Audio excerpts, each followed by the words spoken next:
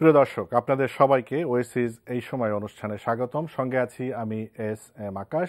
আপনারা জানেন যে টঙ্গীতে একটি কারখানায় বয়লার বিস্ফোরণে নিহতের সংখ্যা বেড়েছে। আমরা শেষ খবর পর্যন্ত জানি যে নিহতের সংখ্যা 29 জনে দাঁড়িয়েছে। ঈদের আগে এই দুর্ঘটনা আমাদেরকে অবশ্যই মর্মাহত করেছে। আজ আমরা যে বিষয় নিয়ে কথা বলতে চাই সেটা হলো শিল্প কারখানায় দুর্ঘটনা এবং আমাদের করণীয়। এ বিষয়ে আমরা 3 জন অতিথিকে আমন্ত্রণ জানিয়েছি আমাদের স্টুডিওতে। তাদের সাথে আপনাদের পরিচয় করে দিচ্ছি। আমাদের সাথে আছেন অবসরপ্রাপ্ত ব্রিগেডিয়ার জেনারেল আবু নাঈম মোহাম্মদ শাহিদুল্লাহ, সদস্য জাতীয় শিল্প স্বাস্থ্য নিরাপত্তা কাউন্সিল এবং সাবেক DG fire service and civil defence. এবং আমাদের সাথে আরও আছেন প্রফেসর AQM মাহবুব, ভূগোল ও পরিবেশ বিভাগ, ঢাকা বিশ্ববিদ্যালয়। এবং আমাদের সাথে আরও কথা বলবেন প্রফেসর কাজী মারুফুল ইসলাম, ডেভেলপমেন্ট স্টাডিজ, ঢাকা বিশ্ববিদ্যালয়। আপনাদের 3 জনকেই স্বাগত জানাচ্ছি আজকের অনুষ্ঠানে। আমি ব্রিগেডিয়ার জেনারেল আবু নাঈম, আপনার কাছে যেটা জানতে চাই, আপনার অনেক অভিজ্ঞতা, একদম ফিল্ডে অপারেশনাল অভিজ্ঞতা, এবং আপনি বর্তমানে সদস্য হিসাবে কাজ করছেন জাতীয় শিল্প স্বাস্থ্য নিরাপত্তা কাউন্সিলে। এই যে আমরা যদি টঙ্গীর ঘটনাটা ধরি, বয়লার বিস্ফোরণে ঈদের আগে এই যে এতগুলো মানুষের প্রাণহানি ঘটলো, এটা কিন্তু অনেকে বলছেন যে এটা আসলে নিছক দুর্ঘটনা নয়, এটা এক ধরনের পরোক্ষ হত্যাকাণ্ডও বলা যেতে পারে। কারণ কারো না কারো অবহেলা কারণেই তো এই ঘটনাটা ঘটেছে। আপনি কিভাবে দেখবেন? আপনি ঠিকই বলেছেন। প্রথমে যারা নিহত হয়েছেন তাদের আত্মার মাগফিরাত কামনা করছে এবং তাদের আত্মীয় স্বজন এবং যারা আহত হয়ে আছেন তাদের সমবেদনা। আমরা দেখেছি যে একটা বহুমুখী দুর্ঘটনা ঘটে গেল, যে এখানে একই জায়গাতে অগ্নিকাণ্ড, ভবনধস, কেমিক্যাল আক্রান্ত, গ্যাসের আক্রান্ত এবং প্রচণ্ড শব্দে একটা আতঙ্ক, এবং এই শব্দতেও অনেকে আহত নিহত হয়েছেন। তা সব কিছু একই জায়গাতে ঘটে গেল। অবশ্যই আপনি যেটা বললেন যে কোনো না কোনো দোষ না হলে কখনো এরকম দুর্ঘটনা ঘটে না। তাই এখানে যেটা আমরা প্রথমে যেটুকু জানতে পেরেছিলাম যে এটা বয়লার বিস্ফোরণে হয়েছে, পরে যেটা দেখা গেল যে office of the inspector, chief inspector of boiler, তাদের টিম যে দেখেছেন, যেটুকু আমরা খবর পেয়েছি, যে এটা প্রথমে গ্যাস থেকে, কারণ এই বয়লারটাও গ্যাস পরিচালিত এবং কোরিয়ান একটা বয়লার, ইম্পোর্টেড, এবং এই প্রচুর গ্যাস সেখান থেকে নির্গমন হয় এবং সেখানে লিক কিংবা সেখানে ফাটলের হয়েছিল। তা এটাও কিন্তু কেউ এড়াতে পারবেন না কেন ফাটল হবে। কারণ এই একটা ফ্যাক্টরিতে তা কেমিক্যালের সরঞ্জামাদি প্রচুর পরিমাণ ছিল, কারণ প্রিন্টিং ইঙ্ক এখানে ব্যবহৃত হচ্ছে। এখানে বিভিন্ন রকমের ফয়েল এবং 2 তলা 3 তলা 4 তলা পর্যন্ত ফয়েলের স্তূপ করা ছিল। বিভিন্ন রকমের বড় হেভি মেশিনারিজ ছিল। তার মানে সবকিছু কিন্তু দাহ্য বস্তু। তার মানে ঠিক এইখানেই নিরাপত্তার ব্যাপারে চরম নিরাপত্তা বিধান করার প্রয়োজন ছিল। তাই এখন এই সাথে সম্পৃক্ত কিন্তু অনেকগুলো ডিপার্টমেন্ট, যেমন গাজীপুর সিটি কর্পোরেশন এখানে অনুমোদন দিয়েছেন এই প্রতিষ্ঠানটার জন্য। এখানে বিস্ফোরক অধিদপ্তর থেকে লাইসেন্স পাওয়া হয়েছে এবং নবায়নও করা হচ্ছে। যখনই নবায়ন করা হয় তখন নিরাপত্তার দিকটা যে কোথায় রাখা হলো, কিভাবে নিরাপদ আছে, এমনকি বয়লার থেকেও তারা ছাড়পত্র নিয়েছেন। তার মানে বয়লারে বিএনবিসিতে বলা আছে যে একটা বয়লার স্থাপন যখন করা হবে তখন চারোদিকে 4 ঘন্টার রেটেড ওয়াল তৈরি করতে হবে, যাতে করে ওর ভিতরে বিস্ফোরণ হতে পারে। কারণ এই যে বিস্ফোরণ হয়, এটা 1923 সালে এই বিস্ফোরক এই বয়লার আইন তৈরি করা হয়েছে। তার মানে ওই তখন থেকে কিন্তু এই জিনিসটা সবাই জানে, তা বিস্ফোরণ তো হতেই পারে। তা সেটার জন্য এই 2 ঘন্টা ফায়ার রেটেড দরজাও থাকার কথা, এটা ছিল কিনা সেটাও খুঁটিয়ে দেখা দরকার। আর বিস্ফোরণ যেটা কেমিক্যালের যে ব্যবস্থা ছিল, সেই ড্রামগুলা যখন বিরাট বিকট আকারে ফাটছিল, তার মানে সেখানে কেমিক্যালের জন্য কি যে ব্যবস্থা রাখার কথা ছিল সেটা কি ঘরের ভিতরে রাখার কথা না, এটা বাইরে আলাদাভাবে এবং ডাবল ওয়াল করে রাখার কথা। তা এই গ্যাসের যখন সংযোগ হচ্ছে তখন এই গ্যাসটা পিরিয়ডিক্যালি দক্ষ লোকদেরকে দিয়ে চেক করানোর কথা। তাহলে কোনোটাতেই কিন্তু কেউ পার পেয়ে যাওয়ার কথা না, মানে যদি প্রকৃত পক্ষ যে এটা যদি ইনকোয়ারিটা ঠিকঠাক হয়ে থাকে। তার মানে ব্রিগেডিয়ার নাঈম যেটা বলেন, তার মানে আসলে প্রপার কাজ সেখানে হয়নি। আপনি কি বলবেন? এখানে দেখেন যে শুধু যে বিস্ফোরণ হয়েছে অনেকগুলো লোক মারা গেছে তা না, পাশে কিন্তু একটা দুটা বিল্ডিং ধসে পড়ছে, একটা বিল্ডিং ক্ষতিগ্রস্ত, 3টা বিল্ডিং।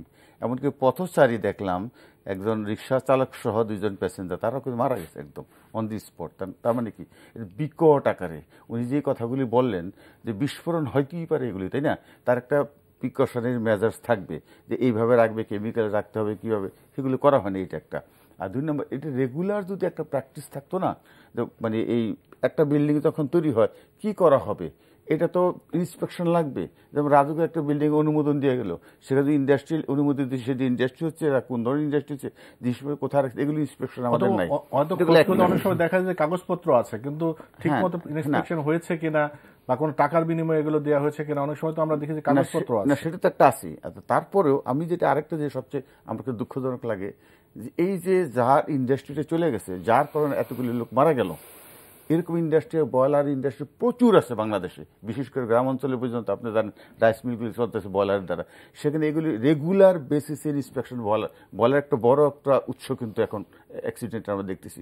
2 দিন পরে আরেকটা বড় উৎস আসতেছে, সেটা হচ্ছে যে ঘরে ঘরে কিন্তু এই গ্যাস থাকবে না, আপনি গ্যাস সিলিন্ডার চলে যাবে। আপনি দেখেন অ্যাডভার্টাইজমেন্টে মাঝে মাঝে দেওয়া হয় যে দুর্বল অথবা পাতলা অথবা ঠিক মতো এই সিলিন্ডারগুলি নাই।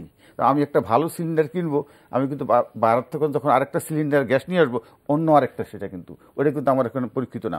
কিন্তু আমার সিলিন্ডার যদি ভালো একটা আমি নিজে তৈরি করলাম বা আমি নিজে কিনলাম, এটাই কিন্তু রিফিল করে আমি আনতে পারতেছি না। তার মানে প্রত্যেকটা ঘরে ঘরে যে সিলিন্ডার যখন চলে যাবে, সেই সিলিন্ডার বিস্ফোরণ হতে পারে। এবং সেটা কিন্তু হাই রাইজিং বিল্ডিংয়ে যেরকম একটা হয়, এরকম যদি আরবান এরিয়াতে হয়, কারণ আরবান এরিয়াতে এক্সট্রা অর্ডিনারিলি আপনাকে সিকিউরিটি লাগবে। সেটা ল্যান্ড ইউজ প্ল্যান থেকে আরম্ভ করে, আরবান পরিকল্পনা থেকে, বিল্ডিং তৈরি করার থেকে আরম্ভ করে, এবং তার ভিতরে কোন বিল্ডিংয়ে কী তৈরি হবে, কী কী থাকবে, সেগুলো সব কিছু আপনাকে রাখতে হবে। আমি কিছুক্ষণ আগে বলতেছিলাম যে লালবাগের ঘটনায় যান, লালবাগে 1 তলা 2 তলা পর্যন্ত সবগুলিতে এখন প্লাস্টিক ইন্ডাস্ট্রিজ, এবং সেই ইন্ডাস্ট্রি থেকে এরকম দুর্ঘটনা যদি হয়, আগুন জ্বলবে।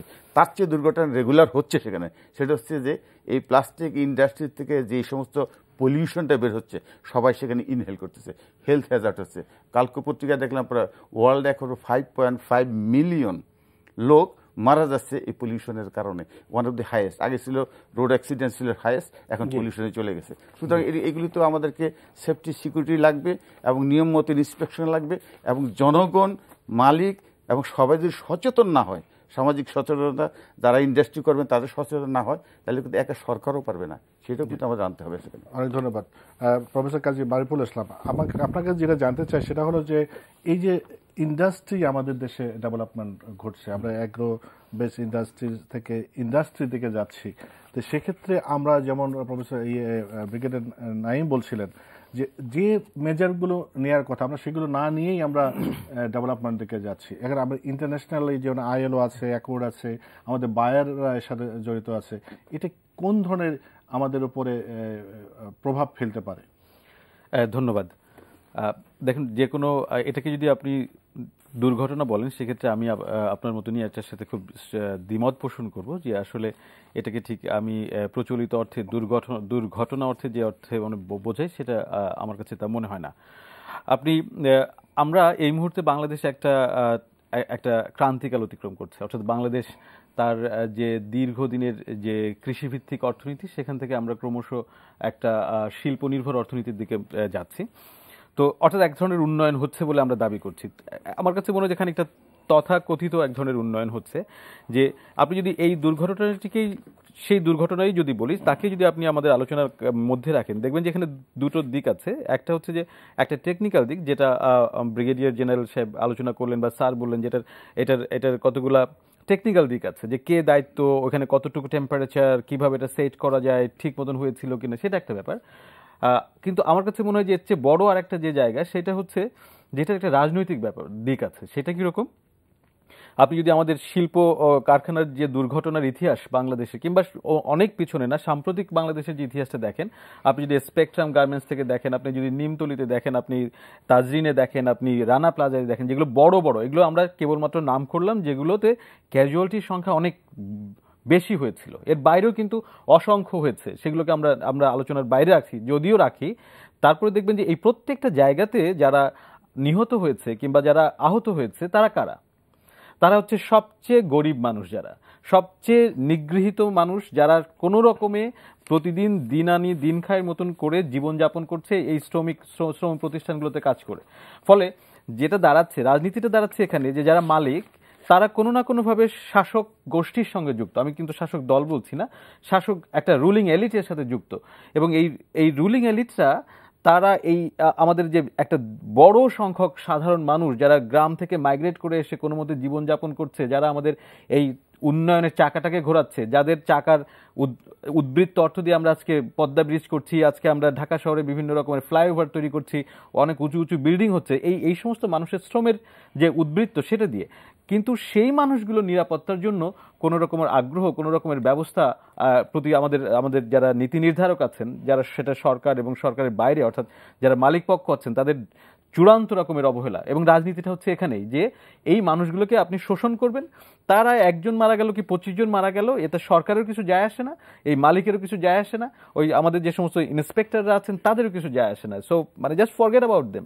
এবং আমরা আমাদের সুন্দর গাড়ি চালানোর জন্য ফ্লাইওভার থাকলে হলো, ব্রিজ থাকলে হলো, এয়ারপোর্ট থাকলে হলো, এই রাজনীতিটা বিরাজ করছে।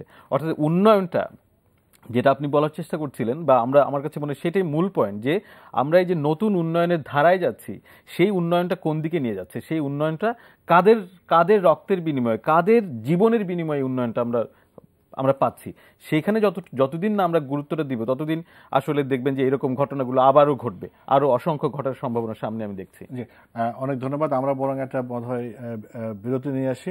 প্রফেসর কাজী মারুফুল ইসলাম বেশ কতগুলো প্রশ্ন তুলেছেন, যেটা আমার কাছে মনে হয় যে খুব প্রাসঙ্গিকভাবে এসেছে, যে আমরা মালিক, যারা ধন ও বিত্তের মালিক, তারা সবসময় ধরাছোঁয়ার বাইরে চলে যায়, এবং সরকার বাহাদুর কি করেন আমরা বুঝে উঠতে পারি না।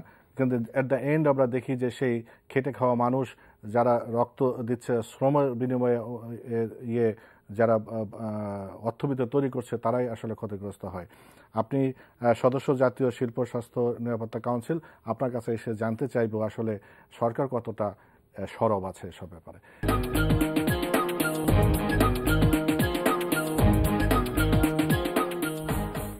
আজ আমরা শিল্প কারখানার দুর্ঘটনা এবং আমাদের করণীয় সে বিষয়ে আলোচনা করছি। আমাদের সাথে আলোচনায় আজ 3 জন অতিথি, তাদের সাথে আপনাদের আবারও পরিচয় করে দিচ্ছি। আমাদের সাথে আছেন অবসরপ্রাপ্ত ব্রিগেডিয়ার জেনারেল আবু নাঈম মোহাম্মদ শাহিদুল্লাহ, সদস্য জাতীয় শিল্প স্বাস্থ্য নিরাপত্তা কাউন্সিল, এবং আমাদের সাথে আছে প্রফেসর AQM মাহবুব, ভূগোল ও পরিবেশ বিভাগ, ঢাকা বিশ্ববিদ্যালয়, এবং প্রফেসর কাজী মারুফুল ইসলাম, ডেভেলপমেন্ট স্টাডিজ, ঢাকা বিশ্ববিদ্যালয়। ব্রিগেডিয়ার জেনারেল আবু নাঈম, যেটা বলছিলাম বিরতির আগে, সেটা হলো যে আমরা সবসময় দেখি যে ভিকটিম কিন্তু সেই শ্রমিকরা হয়। যতগুলো শিল্প কারখানায় ঘটনা ঘটেছে, একটা তদন্ত কমিটি হয়, এটাও তদন্ত কমিটি হয়েছে, তদন্ত কমিটির রিপোর্ট কী হয় আমরা জানি না, আমরা এরকম আলোচনা করি, কিন্তু এবং শেষ পর্যন্ত হয়তো ক্ষতিপূরণ দেওয়ার ঘোষণাও দেওয়া হয়, এবারও ঘোষণার কথা হয়েছে, তারা কতটুকু পায় তাও জানি না, আবার আমরা অন্য কাজে ব্যস্ত হয়ে যাই। তা আপনি যেহেতু একটা জাতীয় শিল্প স্বাস্থ্য নিরাপত্তা কাউন্সিলের সাথে জড়িত আছেন, তা আপনি একটু বলেন যে আসলে সরকার কতটুকু সরব, আমরা কেন পারছি না, বারবার কেন এই ঘটনার মুখোমুখি হচ্ছি? প্রফেসর মারুফ যে কথাটা বলছিলেন যে আসলে মালিক পক্ষ শ্রমিকদেরকে সবসময় শোষণ করে যাচ্ছে, তা এটার সাথে আমি ঠিক একমত হব না। এই জন্যই যে এখানে মালিক পক্ষেরও কিন্তু ক্ষতি কম হয় না, এখানে দুর্বলতার কিন্তু আমাদের খালি ওই জায়গাতেই না, মানে অ্যাটিটিউডের প্রবলেম না, এখানে অ্যাটিটিউড সরকারের পক্ষ থেকেও আছে। কারণ শ্রমিক মালিকের সম্পর্ক যত ভালো হবে তত তাদের কর্মক্ষেত্র নিরাপদ হবে এবং আরও ভালো অর্ডার পাবে, অর্থনৈতিক একটা পরিবেশ বিরাজ করবে। এখানে সরকারের যেটা আছে যে আইনের দিকে যদি বলেন, লেবার আইন থেকে শুরু করে বয়লারের নিজস্ব একটা আইন আছে যেটা 2007 সালেও অ্যামেন্ড করে করা হয়েছে, লেবার আইনটা একদম 2015 সালে এটাকে করা হয়েছে, ফায়ার সার্ভিসের আইন আছে, বিস্ফোরক অধিদপ্তরের আইন আছে, আইন এবং বিধির কিন্তু কোনো অভাব নাই। এখানে যেখানে প্রবলেম হচ্ছে যে এটার ইমপ্লিমেন্টেশনের প্রবলেম। এই ইমপ্লিমেন্টেশনটা কেন দুর্বলতা বা সুযোগ নিচ্ছে বা কেন করা সম্ভব হচ্ছে না, এখানে কিছু কিছু দিক আমি তুলে ধরতে চাই। একটা হলো যে যখনই কোনো সরকারি কর্মকর্তা তার আইনের বলে তার বিরুদ্ধে মামলা করতে যাচ্ছেন, মালিকও ওটা চাচ্ছেন যে ঠিক আছে আমাকে মামলা করে দেন, যে উনি জানেন যে মামলাটা দীর্ঘ হয়, মানে প্রায় 2 বছর 5 বছর 7 বছর কখন যে এটাকে ফল পাবে তখন ততদিনে তিনি কিন্তু এটা করতে পারছেন। তাহলে দুর্বলতাটা কোথায়? যে আমরা ধরতে পারছি না। তারপরে আপনি ধরেন যে শ্রমিকের দিকটা যদি আসি, যে শ্রমিকদেরও ইউনিয়ন আছে, এখন শ্রমিকদেরও সেফটি কাউন্সিল আছে, তারাও কিন্তু সোচ্চার হতে পারে যে, এবং তাদেরকেও লেবার আইনে অনেক ক্ষমতা দেওয়া আছে, তারাও কমপ্লেন করতে পারে এবং সেখানে কমপ্লেন করলে সে মালিকের ব্যবস্থা কিন্তু নেওয়ার সম্ভব। তাহলে এখানে যেটা দেখছি যে আমাদের বিভিন্ন প্রতিষ্ঠানের এবং এই একটা ফ্যাক্টরিতে আমি যেটুকু বললাম যে অনেকেরই দায়িত্ব আছে। এখানে আমাদের যেটা দুর্বল দিক হচ্ছে সমন্বয়হীনতা। এই সমন্বয়হীনতার জন্য আমরা যেটা চেষ্টা করেছিলাম যে একটা চেকলিস্ট তৈরি করে দেওয়া হোক, যেখানে যতজনের কমপ্লায়েন্স, যত ডিপার্টমেন্টের কমপ্লায়েন্স একটা চেকলিস্টে থাকবে। মালিক ওই চেকলিস্টটা দেখলে বুঝতে পারবে যে তাকে এই জিনিস করতে হবে। এবং ইন্সপেক্টর, যে কোনো দপ্তরে, সব দপ্তরের ইন্সপেক্টর আছে, লেবার মিনিস্ট্রির চিফ ইন্সপেক্টর। কিন্তু যেটা বললেন আইন আছে, লোকও আছে, কিন্তু কেউ তো কিন্তু এই যে সমন্বয়হীনতাটা হচ্ছে। দ্বিতীয়ত হচ্ছে যে যখন কোন একটা ঘটনা ঘটে যাচ্ছে তার পানিশমেন্ট ঠিক মতো হচ্ছে না। তৃতীয়ত হচ্ছে যে বড় বড় যে জায়গাতে আমাদেরকে, যেমন 100টা ইপিজেড তৈরি করার পরিকল্পনা সরকার ইতিমধ্যে নিয়ে এনেছেন। এখানে আমাদের দুর্বল জায়গাটা কোথায়? যে work place health and safety, এটার কোনো ফর্মাল এডুকেশনই নাই আমাদের দেশে। যদি বা ঢাকা ইউনিভার্সিটিতে এখন আমি এই বিষয়ে একটু প্রফেসরকে জানতে চাই, এই বিষয়ে কি ফর্মাল এডুকেশনের বিষয়ে আপনারা কিছু করছেন কিনা? হ্যাঁ, এটা ডক্টর মাকসুদ কামাল একটা, এটা হলো ডিজাস্টার সায়েন্স এন্ড ম্যানেজমেন্টে, এটা অস্ট্রেলিয়ান একটা ক্যারিয়ার অস্ট্রেলিয়া, এর সংযোগে একটা health and safety occupational health and সেফটির কোর্স উনি এইবারই খুললেন। তা this is the first time একটা ইনিশিয়েটিভ হলো। আমরা আশা করবো যে এটা যেন আরো বেগবান হয়। তার মানে হচ্ছে যে এই নিজের ঘর যদি সামলানো না যায়, হেলথ অ্যান্ড সেফটি যদি আমরা ইনশিওর না করতে পারি ইন্ডাস্ট্রিতে, তাহলে কিন্তু আমরা আগাতে পারবো না, আমাদের উন্নয়ন ব্যাহত হবে। আপনি যেটা ভাবছেন যে এতগুলা ইপিজেড মুখ থুবড়ে পড়বে, যে আপনি কিভাবে বলবেন? তাহলে সরকার এখন যেটা বলেন, উদ্যোগ আছে, আইন আছে, লোকও আছে, কিন্তু ফাংশন করছে না। না, উদ্যোগ নাই, আছে যেটা রুলস রেগুলেশনটা আছে, উদ্যোগটা নাই। এই উদ্যোগটা ট্রিপার্টিয়েট হইতে হবে। সরকার সেই উদ্যোগটা মেনটেন করে ম্যানেজমেন্টে থাকবে। যদি না হয়, কার গাফিলতি সেটা সেখানে পানিশমেন্টের ব্যবস্থা থাকবে। আর মালিক পক্ষ দ্বারা তাদের তো বাইন্ডিংই তাদের আছে, তারা ইন্ডাস্ট্রি করতে গেলে সেফটি মানবে, তারা মানছে না। আর শ্রমিক পক্ষ অত্যন্ত দুর্বল। কিন্তু আপনি দেখেন, উনি যে কথাটা বলতেছেন, ভিকটিম সবসময় কিন্তু শ্রমিকরা, এরা কিন্তু পার পাচ্ছে না। কারণ এরা কিন্তু 2 লাখ টাকা আপনি ঘোষণা করছেন, তাও ভালো, আগে তো ঘোষণাও করতেন না, এখন 2 লাখ টাকা করতেছেন। কিন্তু একটা লোক, তার বয়স 30 বছর বয়স, মনে করেন সেই 30 বছরের একটা লোক, সেই আরো 20 বছর চাকরি করতে পারতো। এই 2 লাখ টাকা কি যথেষ্ট? সে মারা গেছে, he is the head of the earner, তাই না? এটা কি হয়? এটা হইতে পারে না। এক। আর 2 নম্বর সবচেয়ে বড় হচ্ছে, উনি প্রথম দিকে একটা কথা বলছিলেন, বাংলাদেশ সদ্য একটা এগ্রিডিয়েন্ট সোসাইটি থেকে আরবানাইজ সোসাইটি চলে যাচ্ছে, মোর ইন্ডাস্ট্রিয়াল সোসাইটি চলে যাচ্ছে। আর ঢাকা পৃথিবীর মধ্যে সবচেয়ে বেশি জনঘনত্বপূর্ণ একটা অঞ্চল।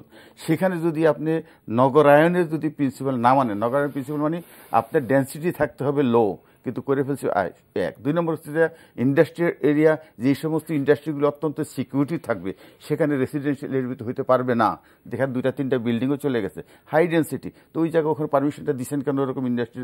অথবা ওই বিল্ডিংটারে রাজুক এখানে অনুমতি দিচ্ছেন কেন? এখন সারা বাংলাদেশে না, ঢাকা শহরে দেখেন, সমস্ত ভূমির মালিক কিন্তু আপনি, আমি, সরকার না। কিন্তু আপনি একটা 1 প্লট জমি আছেন, এটাতে কি করবেন আপনি জানেন।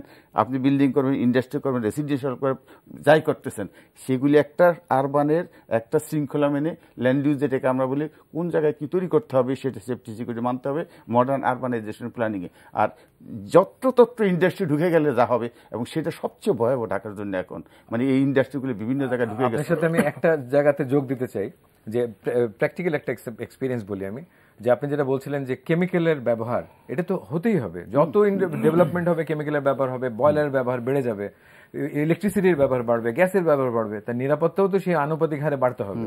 দ্বিতীয়ত হলো, এই কেমিক্যালের ব্যাপারটা যখন নিমতলির ঘটনা ঘটলো, তখন কিন্তু আমরা পুরা সরকার 2টা কমিটি তৈরি করে দিয়েছিলেন, এবং আমরা কমিটির যারা কেমিক্যাল ব্যবসায়ী আছেন তাদের পুরা সমিতি আমি 2 গাড়িতে করে নিয়ে যেয়ে জিঞ্জিরাতে পুরা জায়গা দেখে কিভাবে নিরাপত্তা বিধান করা হবে, এবং ছোট ব্যবসায়ী, মাঝারি ব্যবসায়ী এবং বড় ব্যবসায়ীর গোডাউনটা কি সাইজের হবে, এবং ওটার নিরাপত্তা কি হবে, এবং সেখান থেকে সারা দেশে পানিতেও, মানে নদী পথেও যেতে পারবে, সড়ক পথেও যেতে পারবে, তারাও কিন্তু রাজি যেমন টেনারি মুভ করা যাচ্ছে না, কিন্তু এই কেমিক্যালদেরকে মুভ করানোটা সম্ভব ছিল।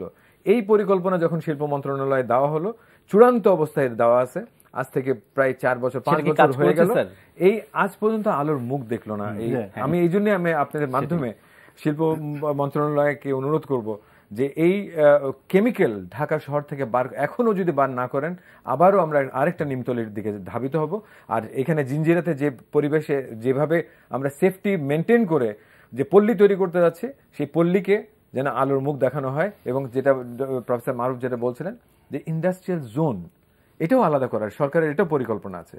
তাছাড়া আপনি যেটা বলছিলেন যে ঘনত্ব বেড়ে যাচ্ছে ঢাকা শহরে, এতে কিন্তু প্রাইম মিনিস্টার বারবার কিন্তু আমাদের মাননীয় প্রধানমন্ত্রীও বলেছেন যে স্যাটেলাইট টাউন করে দেওয়া হবে 7টা ঢাকার বাইরে, এবং এখানে ইন্টার কমিউনিকেশনের জন্য ট্রেন স্থাপন করা হবে, যাতে করে মানুষজন সেখানে বসবাস করতে পারে, কর্মস্থলে আসতে পারে খুব দ্রুততার সাথে, এবং এতে করে ঘনত্বটা কমে যেতে পারে। তাছাড়াও একটা সিটি, বাংলাদেশের এমন কোন পৃথিবীতে সিটি দেখাতে পারবেন না, ক্যাপিটাল সিটি দেখাতে পারবেন না যেখানে হাইড্রেন পয়েন্ট নাই।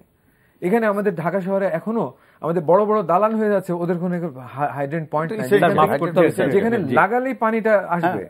নতুন কিছু বিল্ডিং হচ্ছে, সেখানে হাইড্রেন পয়েন্ট। আমি এখানে ইন্টারাপ্ট করতে চাই আসলে একটু। আপনি অনেকগুলো স্বপ্নের কথা বললেন, তার শুরুতে আপনি কতগুলো বলেছেন যে কতগুলো আমাদের কাছে আইনের কোনো সমস্যা নেই, আমাদের কাছে বিধির কোনো সংকট নেই, প্রচুর পরিমাণ আছে, এবং এখন কতগুলো স্বপ্নের কথা বলছেন। এই কোনোটাই কাজ করছে না। কেন করছে না? আমার মনে হয় সংকটটা ওইখানে। আমরা নতুন করে একটা ঢাকা শহরের প্ল্যান করতে পারবো, আমরা আরো নতুন কিছু আইন করতে পারবো, কিন্তু কোনোটাই কাজ করবে না। কাজ করবে না কেন? সেই জায়গাটাতে যতক্ষণ না আপনি আলোচনাটাকে নিচ্ছেন ততক্ষণ কোনোভাবেও কাজ করবে না। এবং সেটা হচ্ছে যে আসলে আমরা একটা তীব্র রকমের সুশাসনের সংকটে আছি। আজকে কেন ওখানে ইন্সপেক্টর যাননি, কেন ঠিক মতন ওখানে রেগুলেশন হয়নি? উনি আপনারা যে খোঁজ করলে দেখবেন যে ওই কারখানাতে সার্টিফিকেট আছে, প্রতি বছর অ্যানুয়ালি ইন্সপেক্ট করে এসে সেখানে স্বাক্ষর করার সার্টিফিকেট আছে। এই স্বাক্ষর করার সার্টিফিকেটটা কে দিয়েছেন? একজন ইন্সপেক্টর দিয়েছেন। উনি কেন দিলেন? কোনো কিছু না দেখে, কোনো কিছু কমপ্লায়েন্সটাকে ঠিক না করে উনি কেন দিলেন, সেই কারণটা আমরা জানি। এবং আজকে আপনি দেখেন যে এই যে অর্থাৎ একটা কোনো নীতিকে নেওয়ার দায়িত্ব রাজনৈতিক কর্তৃপক্ষের, কিন্তু সেটাকে ডেলিভারি দেয়, সেটাকে বাস্তবায়ন করার কাজটি করছে প্রশাসন। এখন এই প্রশাসন কোনোভাবে কাজটি ঠিক মতন করছে না। কেন করছে না? করছে না এ কারণেই যে তারা জবাবদিহি করতে বাধ্য হচ্ছে রাজনৈতিক কর্তৃপক্ষের কাছে, আর রাজনৈতিক কর্তৃপক্ষ জবাবদিহি করতে বাধ্য হচ্ছে জনগণের কাছে। এখন রাজনৈতিক কর্তৃপক্ষ যেহেতু জনগণের কাছে আর জবাবদিহি করতে বাধ্য না, ফলে তাদেরও কোনো নৈতিক কোনো ক্ষমতা নেই যে প্রশাসনিক কর্মকর্তাদেরকে তাদেরকে বাধ্য করতে পারবে। ফলে প্রশাসনিক কর্মকর্তারা যারা এর সাথে যুক্ত, তারা যাবতীয় রকমের দুষ্কর্ম এবং দুর্নীতি করে এই জিনিসগুলোকে পার করে দিচ্ছে, এবং সেটাকে রাজনৈতিক কর্তৃপক্ষ যারা আছেন, সেটা মন্ত্রী মহোদয় বলেন, অন্যান্য যাদের কথাই বলেন, তারা সবাই হজম করছে, কারণ তাদেরকে তো জনগণের কাছে যেতে হচ্ছে না।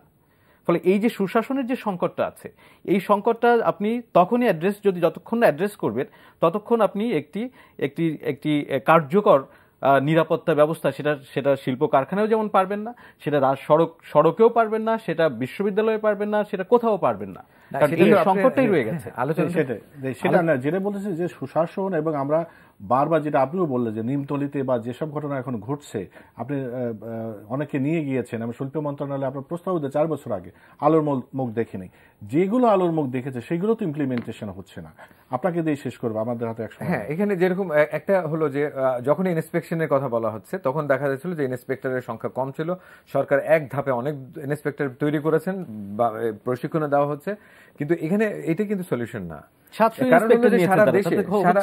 কিন্তু তাতেও কিন্তু হবে না। আপনার সাথে আমি একমত পোষণ করছি। কারণ হলো যে সারা বিশ্বে এখন যে নতুন পদ্ধতি হচ্ছে যে আউটসোর্সিং, এবং আউটসোর্সিং যখন করা হয়, যে এইটা থার্ড পার্টি বিদেশি কনসালটেন্টরাও আছে, তাদেরকে যদি ইন্সপেকশনের দায়িত্ব দেওয়া হয়, এবং আমাদের যে ইন্সপেক্টর আছে তাদের উপরে খবরদারি করবে যে আসলে তারা যে রিপোর্টটা দিচ্ছে সেটা সঠিক কিনা।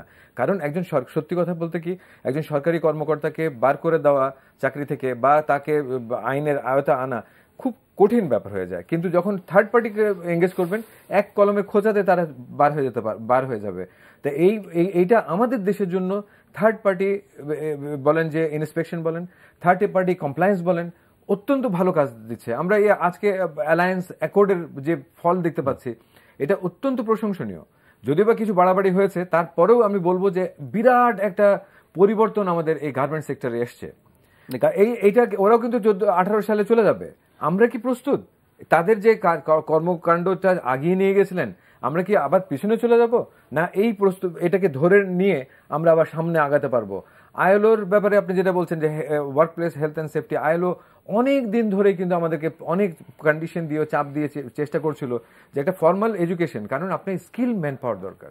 আজকে আমরা ইন্সপেকশনের কথা বলছি যে মালিক কি করছে, কেন হচ্ছে না? মালিক কিন্তু পয়সা কম খরচ করছে না, কিন্তু তার স্কিল ম্যান পাওয়ার নাই যারা এটাকে মেনটেনেন্স করবে, এটাকে ইন্সপেকশন করবে, এটাকে ড্রিল করাবে। আমরা বিদেশে গিয়ে দেখা যায় যে মালিকের কি সদিচ্ছা আছে না, পয়সা যখন খরচ করছে তখন ইচ্ছা আর অনিচ্ছার কথা আমরা আনতে পারি না। কারণ তার যদি এটা হতো যে সে পয়সা বাঁচালো, তাহলে আমরা বলবো যে তার অসৎ উদ্দেশ্য। আপনি মালিককে আপনি কিভাবে দেখছেন? আমি মালিককে দেখতে যাচ্ছি এরকম ভাবে যে মালিককে আমরা সবসময় যখন শ্রমিকের কথা বলে যাই তখন মালিককে, কারণ এই মালিককে যদি আমরা স্ট্রেনথেন করতে পারি, এই মালিক কি কিন্তু সে কর্মক্ষেত্র তৈরি করছে, একটা এন্টারপ্রেনিয়র করছে।